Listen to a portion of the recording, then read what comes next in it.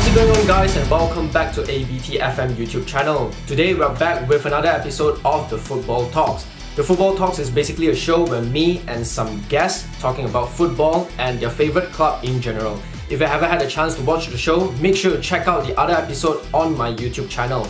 So joining me today, there are two incredible Football Manager content creators, and let's welcome Charlie aka Pump3ster as well as Chris aka CJ Wroot FM. How are you guys doing? Hello. Thank you for having me. Hello, thank you very much. Yep. All right. Then I think we'll just start with Charlie. Yeah, just talk about your channel and which club do you support? Well, yeah, I'll give the brief, sort of the cliff notes of my channel. Started doing sort of Twitch stream with FM about 3 months ago. I think it was about May of 2020. That's going to date the video somewhat if you listen to this in a couple of years' time. And yeah, it's been good. It's been a good ride. It's been good to get into a community and get some videos across. Done a few different saves now, which has been good. Getting a couple of different countries. Did a 24-hour stream, which I'm not in any rush to do again because it was a nightmare. But it ended really well. It ended with a striptease. That was a story for another day. But anyway, so yeah, I'm a Brighton fan, as you probably could have tell if you're watching the podcast. I mean, the video, not podcast. Get out of my mind. As you can probably tell. And that in the background. I'm trying to make it really obvious, obviously. And yeah, so I'm a Brighton fan. I have been since I was about 6, 7, which would have been 2003, 2004. So Brighton was sort of lingering in League One. They had one little flirt with the Championship for a few years and then sort of fell back to League One again. But yeah, early memories of Brighton. It was really like me as a 6-year-old was like, oh, I get to meet Michel Kuipers, a name no one will know. But he used to be a Marine, a Dutch Marine.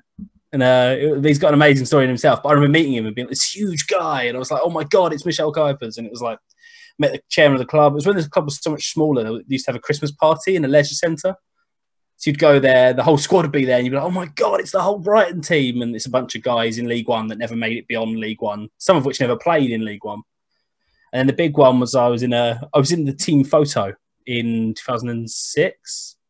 Wow. I still got the photo somewhere.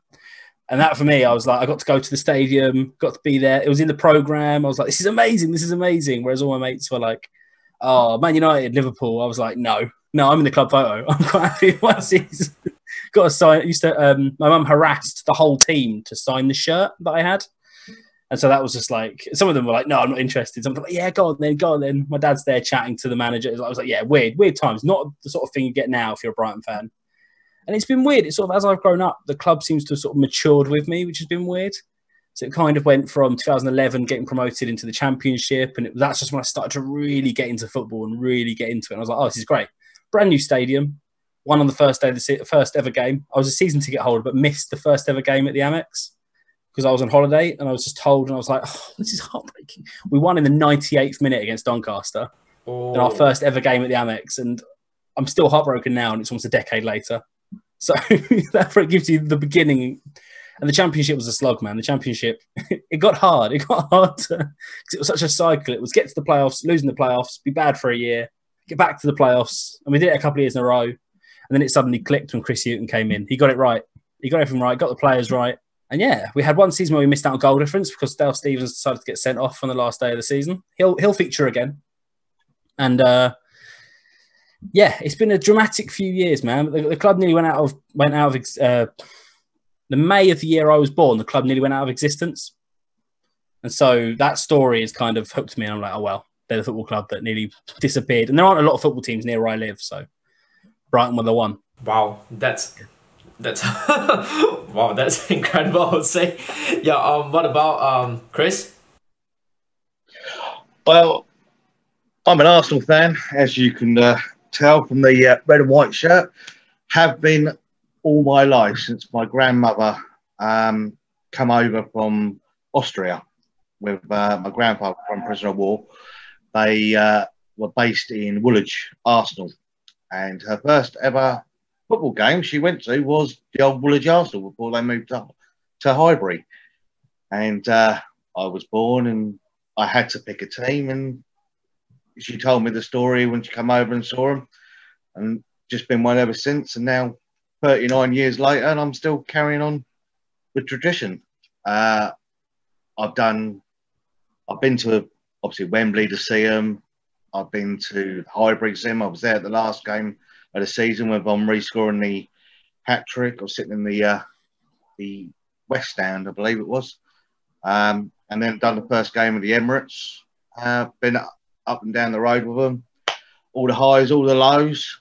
So this time, after many years away from FM, I come back in 2019. I wanted to do a little different thing that I used to do when I was a youngster, and do it with a virtual manager. And actually back Tony Adams, the great Arsenal captain, back to the club as the football manager of it. And there's my inspiration. I'm all over Twitter with it. I'm all over Instagram. And to put it, one of my great achievements, I've actually had the official Tony Adams Instagram site like my posts as well. Oh, wow. So, that's really inspired me going on and getting ideas ready for the next game when it comes out. Oh, that's an interesting story, man. Yeah. All right, thank you. And then I just want to ask, do you guys follow like, as for Charlie, do you follow Arsenal news? And for Chris, do you follow Brighton news? I feel like one of those answers is probably more respectable than the other. Like, if Chris is following Brighton news, I've got respect for it. But if I follow Arsenal news, it's just football news because it comes out more often. That's true. I feel like one way there's a lot more than the other. Personally, I think with the media side of things, with Sky and everything, BBC, you follow every club one way, shape, or form to know what's going on. And I've got a lot of respect for Brighton, even though what they did do to Leno this season. Do not endorse these views. But that's football at the end of the day. That's part and parcel of the passion. Yeah, all right. Okay, then we'll move on to the next question. How did your team perform this season? Anyone can start. Do you want me to go first, Chris? I'll give you a minute to get your views together because it's been a bit of a season for you. It's been a bit more dramatic at your end. Hell of a ride. I'll kick off. Yeah. If that's all right. It's been good for us. To be honest, it's a season of change. It's a lot of Brighton fans have been unhappy, and I'm trying to work out why. And the best I can tell is that we haven't shot up to mid-table. That they see these clubs like Sheffield United and Wolves and like Burnley moving up to the top half of the table, and they're seeing us and going, "Oh, we're only 7 points off relegation, which has not been a good season." Whereas actually, it was a complete rebuild in terms of the style of football. So the first couple of seasons in the Premier League were about staying in the Premier League. It was a dogfight, but this season's been great. I mean, it's been the perfect season for what we were last year. It was sort of a regeneration of the squad. They brought some more players in. A lot of the players that got us to Premier League from the Championship have kind of moved on. So losing someone like Anthony Knockaert, he got moved off to Fulham quite quickly. He's a good player. He is, and I like him as well. He's a good guy as well. But yeah, he loved the club. But it was about bringing something new to the side. It was about going after something different. And that meant just sort of letting the past go. Someone like Shane Duffy was considered to be an amazing centre-back for us last season. He was replaced before the season started. He's a very good centre-back, but I think he was endemic of a problem of it is a dogfight, we'll survive. My job is to throw myself in front of any round thing that comes into the box. And sometimes it worked and sometimes it really didn't when the ball was at his feet. And so it really was this season about getting a style of football that works. It didn't mean playing the same style of football all season because we have changed. And also sort of starting to bring something new in. That meant bringing someone like Aaron Connolly through, who's had, I think, quite a good season. I mean, he's been a bit hit and miss at times. Stephen Alzate, I think he's probably a better prospect out of the two. He's the one I expect to go further. I mean, he's already had senior call-ups for Colombia. So I'm expecting big things just off that. From FM terms, if someone gets called up for Colombia, I tend to go, oh, he could be quite good. Yeah. And so there's even more. I mean, Ben White, we can go on to Ben White later on. That's going to be a whole thing at the time of recording. Thank God it's not a Leeds fan we're having this conversation with. And so, yeah, it's been good. The transfer centre now just to see. Oh, it's ridiculous. There's so much misinformation going around. So many different things that are being said. And yeah, but that whole situation. But it has been, I'd give it probably a 7 or 8 out of 10. It'd been nice to get a couple of positions higher. I mean, finishing above Palace is always the aim, and we didn't. But at the same time, the style of football worked. And it was one of those seasons where Sometimes it wasn't great, sometimes it wasn't perfect, but we got what we needed, and now we can start building. And Adam Lallana and Veltman will definitely make big steps towards doing that. Oh yeah, Joe Veltman is a very good signing, I'd say. Cheap as well, which I think is fantastic. Oh yeah, and actually before the season started, I think a lot of people predict that Brighton is going to be relegated in this season. Yeah, it's good fun. Yeah. All right, and then let's move on to Chris. Where do I start? I'm just going to say, Emre, didn't like him. Didn't like him at all. I'm glad he went. His questionable signings at the start of the season with David Luiz. I weren't too 100% sure with that. Kieran Tierney was a great signing, the Scottish left back, and Martinelli quality. And Pepe is warm. I'm warming to him now. He's again, a lot of pundits have said he's like Robert Pires. Didn't start off well, but comes good in the end. Obviously, then we had to change the manager, which was a crap start to the season. And then Arteta. I like the idea of a former player of the club coming back as manager. I think Chelsea done well with Lampard. United are doing all right with Solskjaer. Arteta, I don't, as much as I liked him as a player, I don't think he was Arsenal through and through, being so many years at Everton. But I'm not the board, but they wanted to go with him. He's proven a lot of pundits wrong. He's given over a Guardiola style of play. Let's see what he does in this transfer window. Fantastic that we won the FA Cup, and I think he really instilled, obviously, passion behind it. But it's now the transfer window, and let's see how he gets on at the start of this season, because that's all we can do. We've only had half a season with him.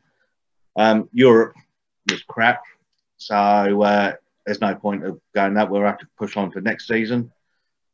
But yeah, hopefully, if he can make some good signings, and it'll be a different kettle of fish come this time next year, I reckon.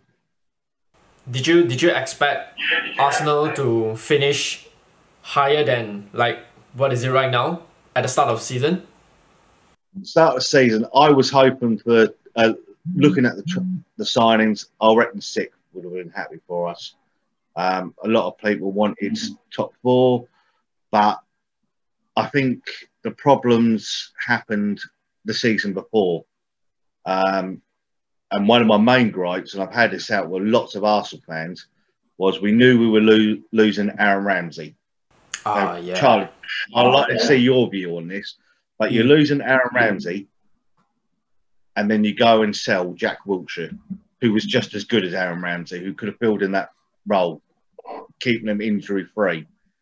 And I think Wilshere should have stayed and built the team around him and Aubameyang than let them go.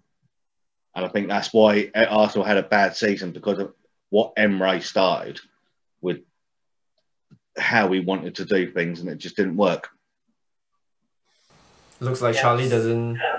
Yeah, that's really interesting. I'm just trying to... Yeah, Jack Wilshere is a difficult player to build your squad around, because you're not getting 38 games out of him in a league season. I don't think... I mean, look at West Ham. He's gone to West Ham, and obviously different universes of when, if he'd stayed at Arsenal, and situations that can transpire around that. No, yeah, I do think you're right, though. I think you're right in not getting someone else in midfield to be that linchpin in the centre. I think has been missing. You're relying on Xhaka, who, I mean, showed real character problems this season, never mind footballing problems. And then you've got Lucas Torreira, who I think is a solid sort of sidekick to a big midfielder.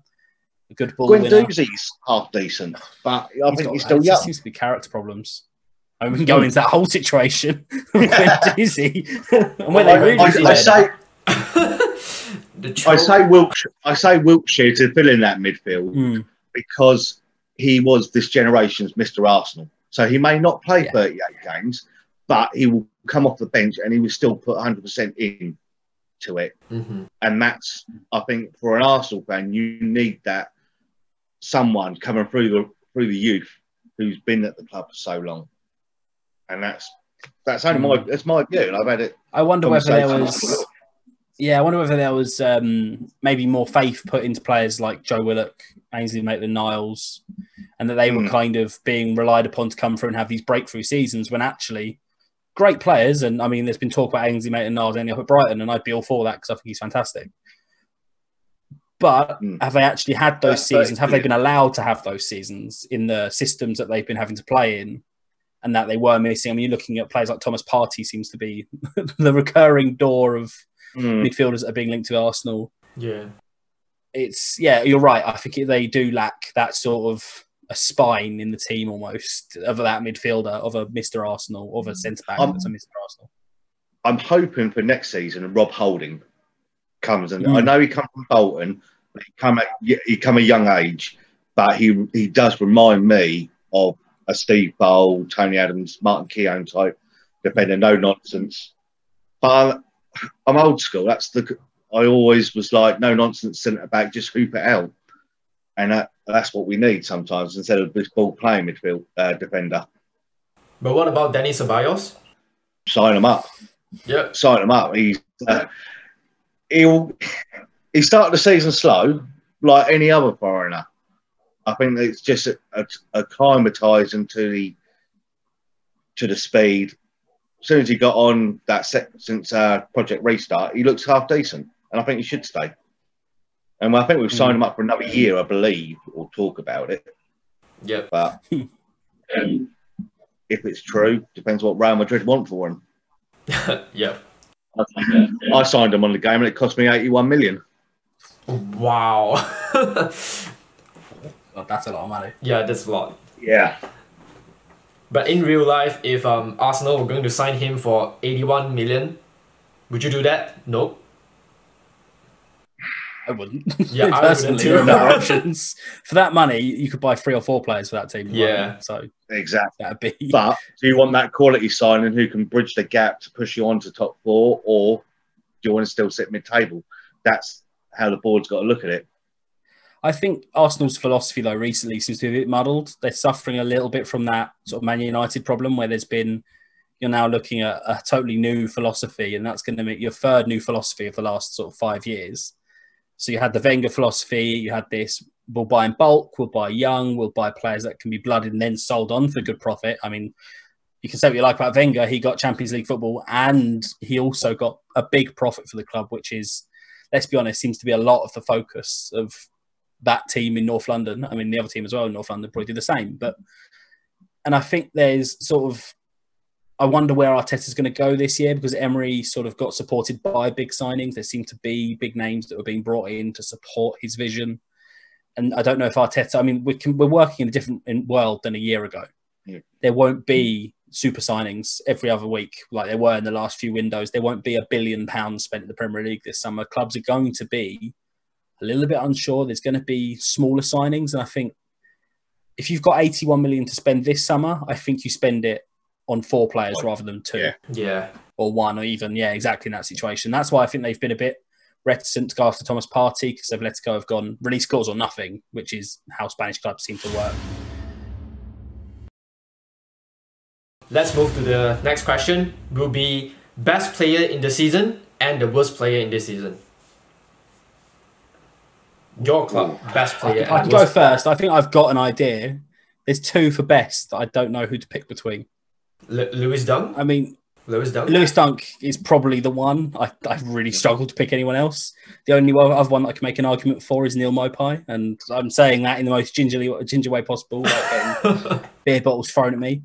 To come in and score, he's been the goal scorer we've missed, but he needs someone else. So I think Lewis Dunk, why...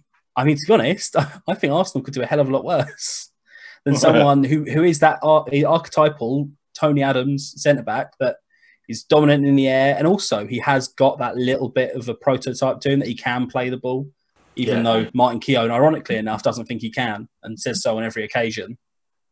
I think he fits the mould for a lot of teams. I've heard Chelsea. I mean, his dog's called Drogba, so we'll get a gauge of... of what club Lewis Dunk supports, but he's captain. He said he wants to stay for the rest of his career, and if he does that, he'll have a statue because he's been monumental since he's broken through and really nailed down his place. He was the reason we got promoted. He was the reason we stayed up the first year, the reason we stayed up the second year, and probably the reason the style has started to work this season.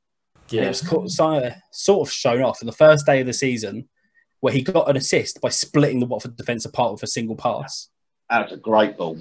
From a centre-back, it was crazy. I know Watford, it was the first game of the season, rusty, whatever you want to put on it.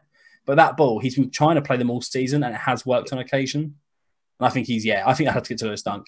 If he's still our player at the end of the summer, we've done a madness, because I think it means Ben White probably won't be. I think one or the other is going to end up out the door. I'm not going to keep talking about Ben White, but it's a topic of conversation.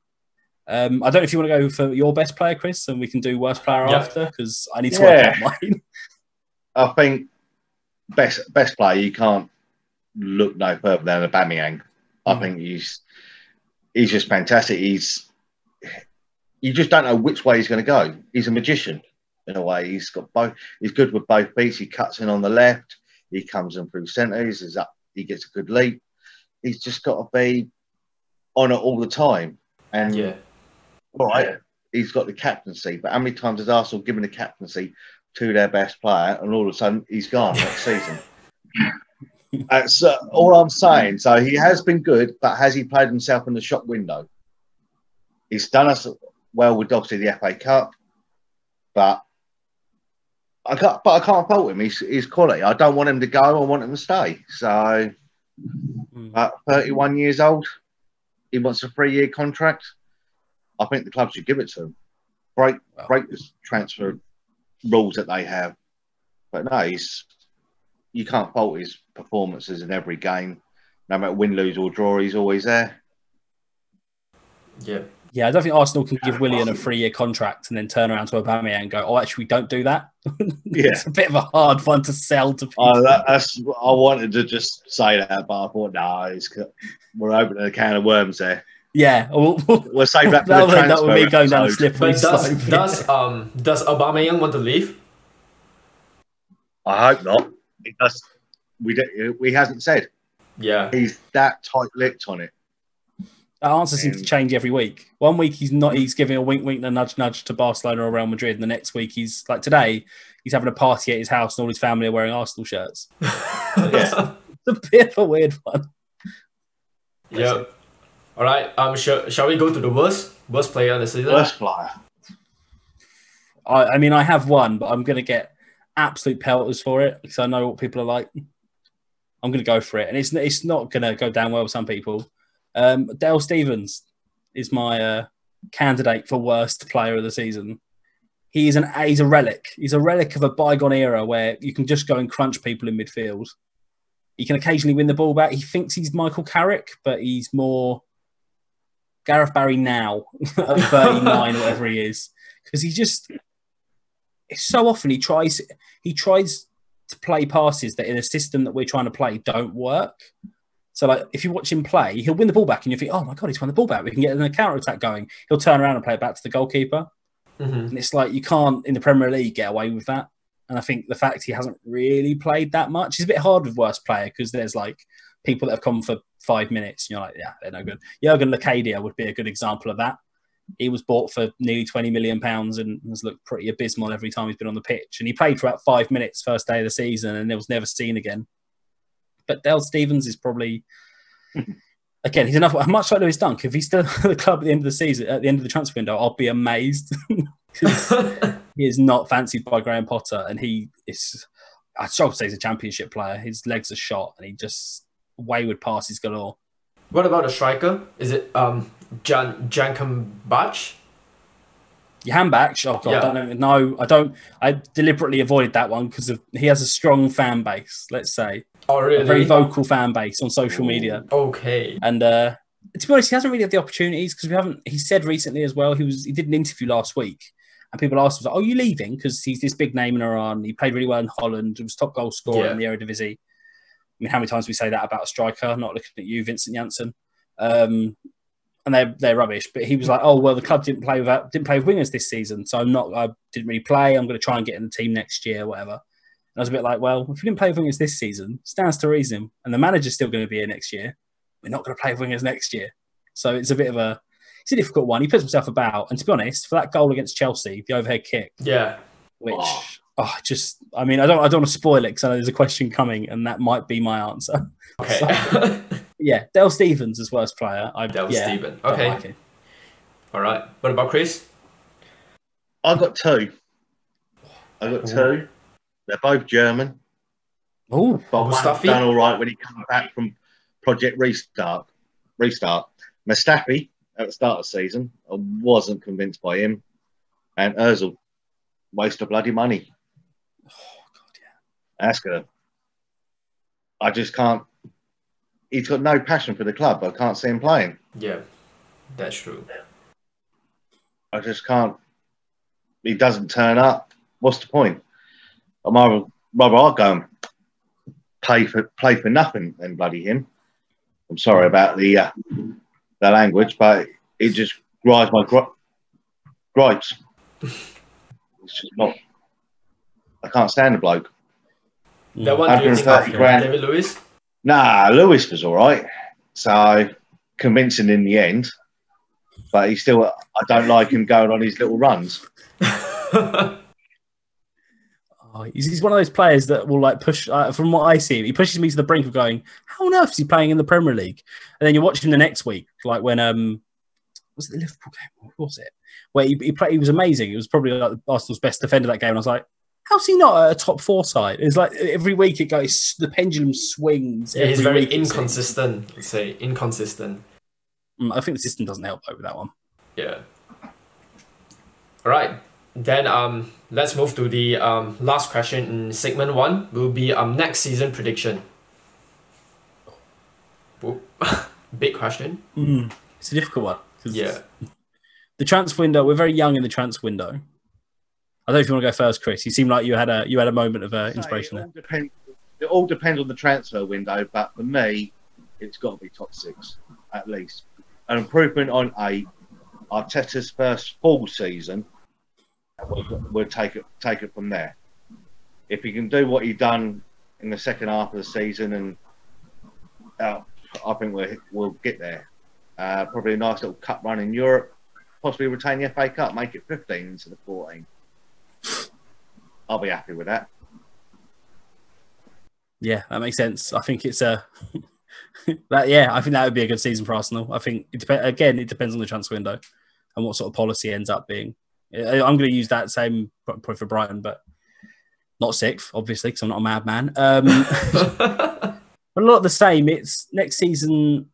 Potter is at more risk almost because he's had a year now, and he's worked out who his men are, and he's worked out who his men aren't, and he's got rid of them quite quickly. It is so difficult. I want to see progress towards the top 10. Like this will be our 4th season in the Premier League. But the problem is we are in the position of so many teams that have been in this position that go from, we stay in the Premier League, we finish 16th, 15th, 17th, that sort of area, and we think we should be top 10. And you'll either be Swansea or you'll be Wolves. You'll either work or it really won't. Look at the two who's gone down this season, Bournemouth and Watford. Mm-hmm. Exactly the two examples that will ring in Brighton, in Tony Bloom, our owner's ears for the whole summer. And I think the options we have and the new players that are joining, and that's not just transfers. That is, if Ben White is a Brighton player next season, along with Lewis Dunk, I think there's an argument we've got the best. We've got the best defence in the very good. Yeah, I think we've got the best defence in the bottom half of the table. If we can keep Ben White and Lewis Dunk and Adam Webster as a free, I think that's fantastic. It looks like it worked. Tariq Lamptey at right back looks like an argument for bargain of the season because he's been absolutely amazing for a 19-year-old. Oh, Lamptey is $3.5 million from Chelsea. Oh, yeah. He was very fast, right? He's very, very fast. He wins the ball a lot as well. Yeah. He's one of those players that is constantly everywhere in his position, and he's covering across. He'll cut inside. He'll bomb round the outside. Yeah. He's a perfect player for a back 5 as a wing back. He's absolutely perfect. If we can find someone to balance the other side, and Jamal Lewis is still on the market, so if that could happen, that'd be great. Oh, yeah. Although I think we'll go further up the table. I imagine Alfonso Pedraza, who plays for Villarreal, has been mentioned. I don't know. Names get thrown around all the time in the transfer window. If we can get someone to balance that. What's happening with Knockout? Is he staying or he's gone? He's gone already. It's permanently gone. Oh, it's permanently gone because he was a fantastic player. We got over 10 million for him though, so that's cheap. it just never clicked for him. I think we paid like $1.5 million for him from Belgium.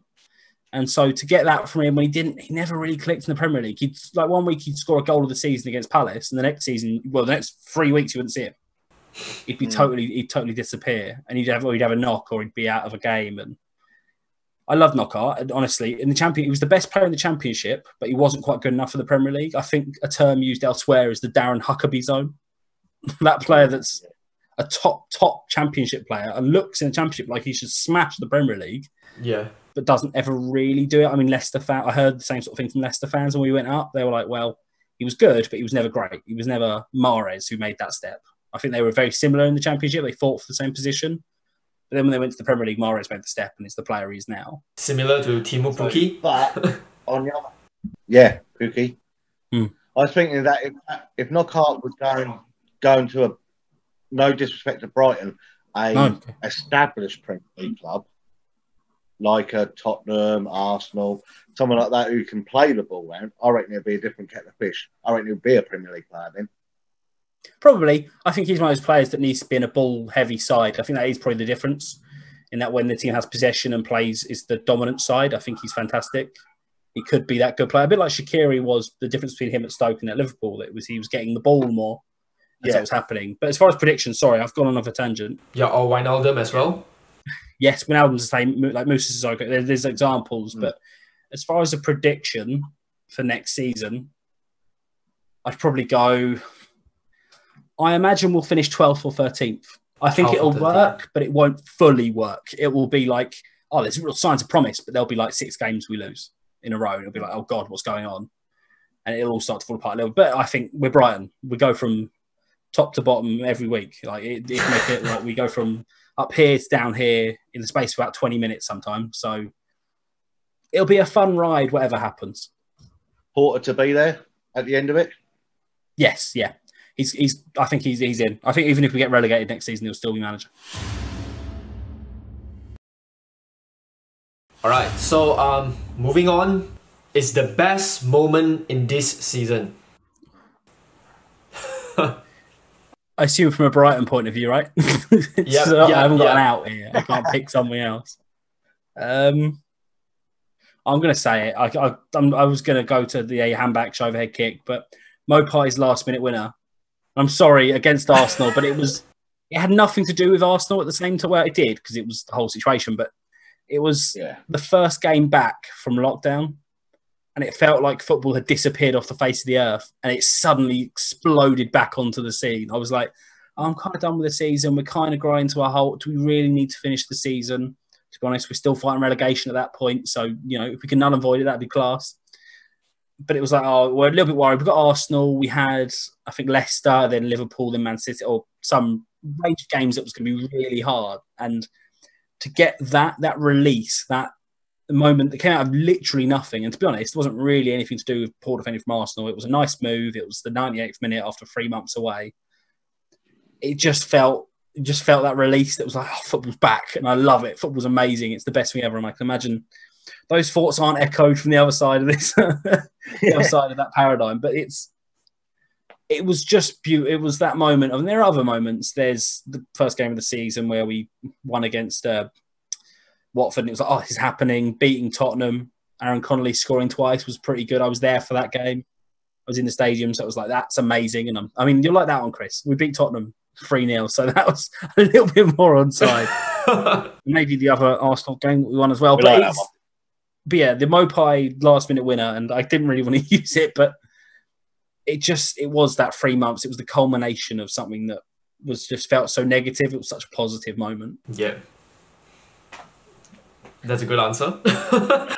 Thank you. From an Arsenal point of view, as we film this, I'll take you back 7 days. Wembley Stadium. 1-0 down to Chelsea. Yeah, we'll go and win 2-1. That's a fantastic result and a good morale boost for the team. It needed it after the up and down season we've had. With what's going on with Xhaka as well, it's a good morale boost, and that's done really well for this season. Yeah, the FA probably Cup. a similar thing, I imagine. a similar sort of feeling after not just the 3 months away from football, but such a negative sort of 12 months for the club. Yeah. To end with that kind of, the clouds are parting and there's a ray of light coming through with something that's working. I can imagine it's probably the same sort of feeling between the two. But Brighton had a good time after the lockdown. It saved us, yeah. Yeah. Draw against Liverpool, win Arsenal. Well, lost against Liverpool, but we drew against Leicester. Yeah, which was lost against Liverpool, but yeah. That Liverpool game. But then Project Restart helped the lower part of the league, because the top half of the league was already done. Yeah. So you had something to play for. Well, unless you're not. Well, yeah. Bless him. We can't. You can't say anything about that. But yeah, it was always fighting for those two spots, and that always makes the season boring. It was nice being on the outside looking in. Definitely. All right, Dan. Worst moment in the season? I mean, worst moment in the season. Do you know what? I'm going to go with it. Go on, you go first. You go first. I'm going with Xhaka's outburst. That was absolutely disrespectful to the club. It was not. All right, we all understand mental health, and he might have been going through problems, but there was no need to take it out on the fans. That was bang out of order. And if that was Wenger in charge, he would have been out that January transfer window. Yep. Do you not think the fans had a part to play in that one? I know, obviously, because I think his mental health suffered because of the abuse a lot. And we live in a world where we're expecting people to go through more than 10 years ago. We were expecting people to go through, because the abuse is constant. You can't escape it. But it's just social media at the end of the day. Everyone's got their view, and people are going to voice it. But there's a line. And you will get that certain lot who cross the line big time. And I think that's bang out of order. But in the way how he reacted was not right. Chucking his shirt on the ground. That needs to be done. Yeah. That needed to be done out back, no one around, so it didn't get in the public eye. Definitely. Totally agree. Yeah, and what about Charlie?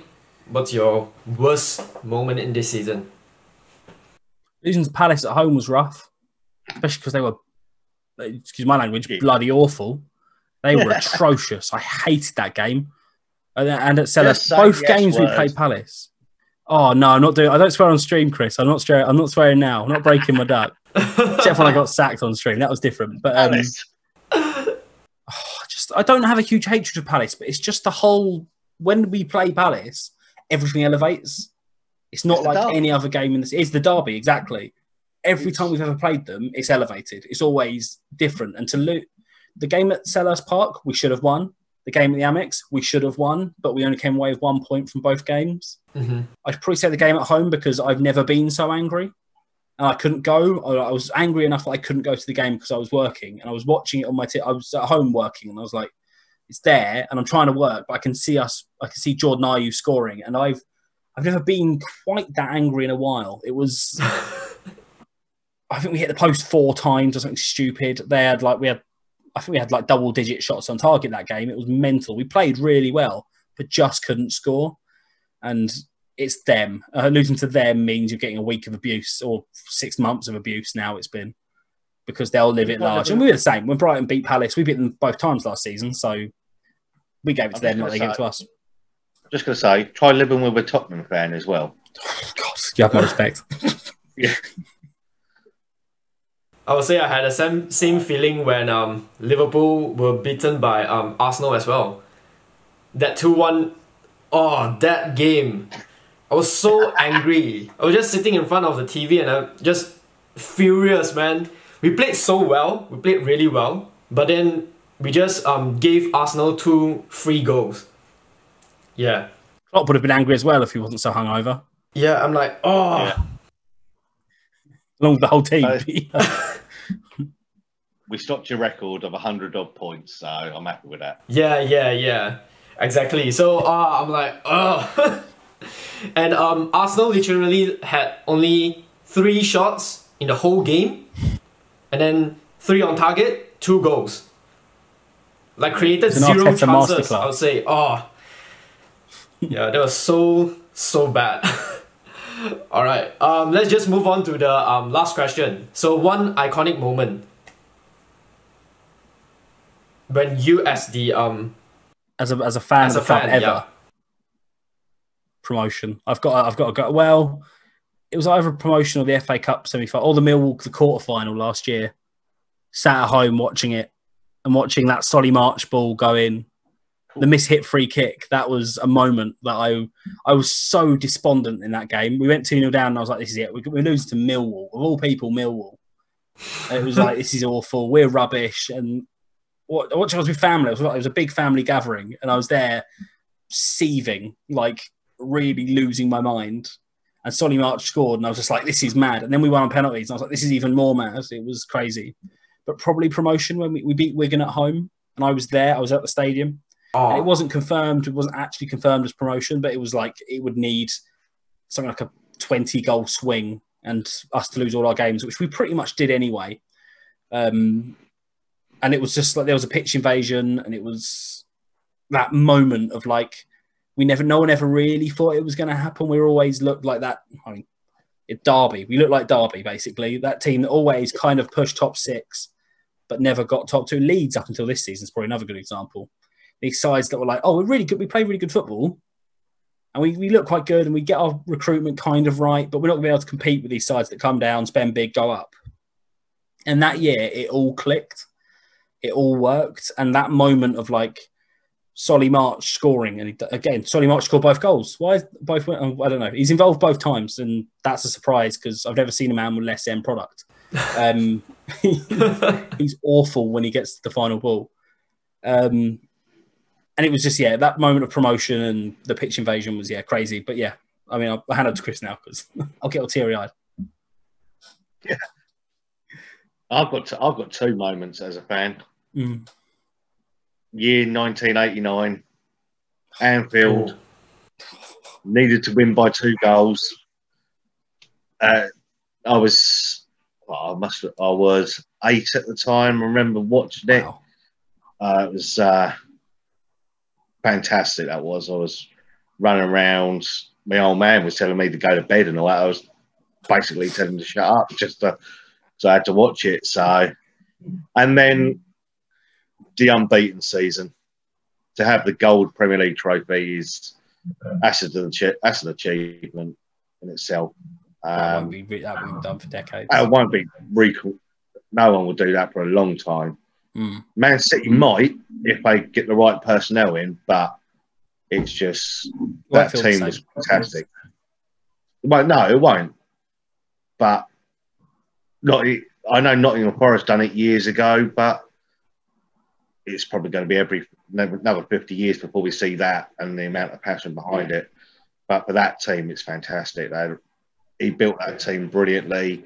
Highbury helped, being a smaller stadium. But you won't get it at these big 60,000 seat stadiums at all. It needs to be a small ground to do it.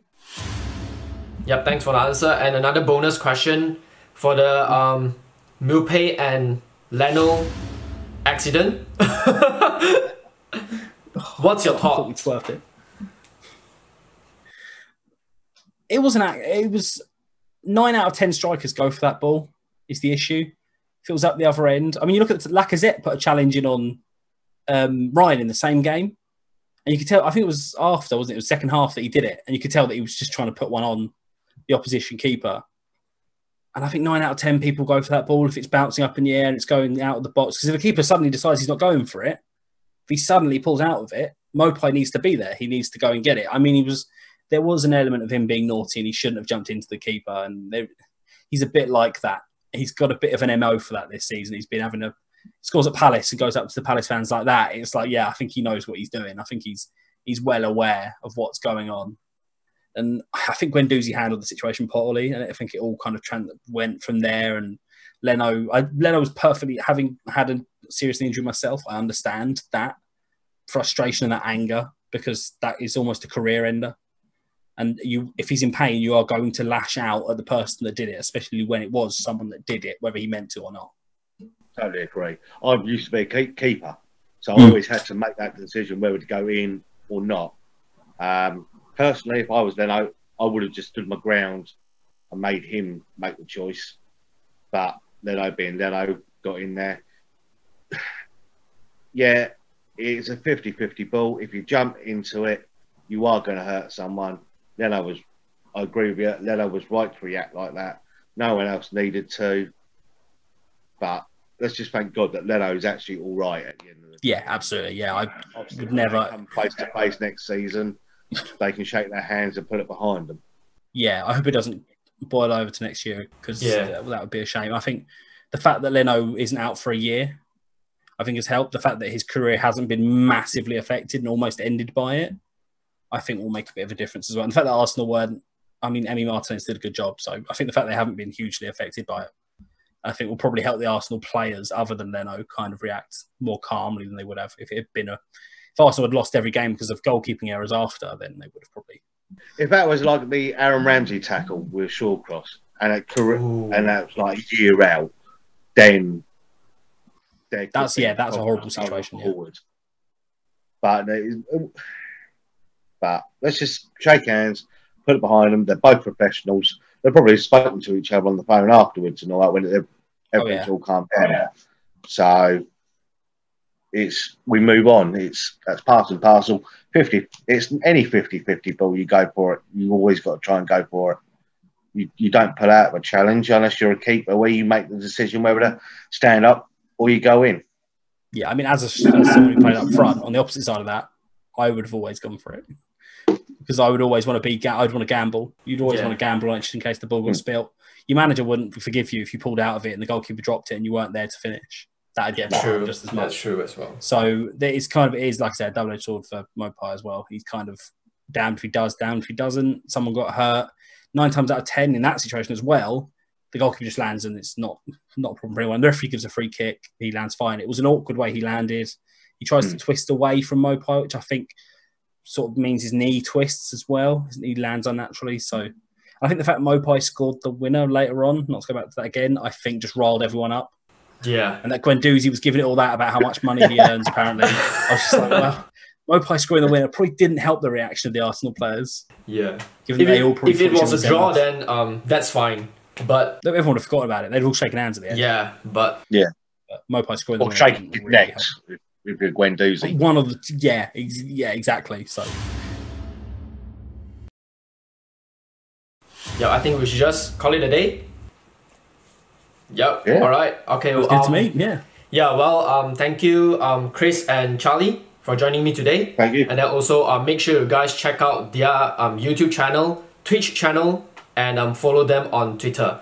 So the links are all down in the description box below. And if you enjoy watching this content, make sure you hit the subscribe button, leave a like, leave a comment, and share it to a friend. Also, don't forget to follow me on Twitter. It's ABT_FM to join the discussion of football. So once again, thank you for joining me today, Charlie and Chris. And thank you very much. I'll see you guys next time. Bye-bye.